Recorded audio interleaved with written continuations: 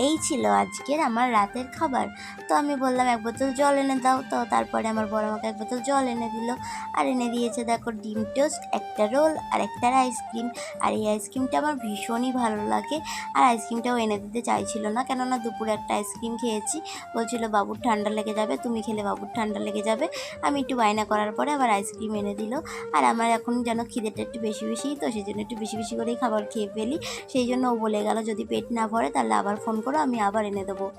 আর আমাদের এই লাইটটা তো খারাপ হয়ে গেছে, তাই এই লাইটটা জ্বালিয়েছি। আর এই লাইটের আলোটাও অল্প, সেই জন্য অন্ধকার অন্ধকার। আর এদিকে আমার আইসক্রিমটা গিয়েছে গলে, তাই আবার আমি একটু চেটে চেটে খাচ্ছিলাম।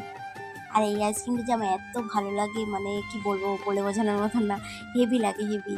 তারপরে আবার কাঠি নিয়ে একটু ঢং করছি। আর এই কাঠিগুলো আমার খুব ভালো লাগে। আগে না এই আইসক্রিম খেতাম আর কাঠিগুলো জমিয়ে জমিয়ে রেখে দিতাম। তারপর আমার খাওয়া দাওয়া হয়ে গেলে আমি আবার শুয়ে পড়লাম।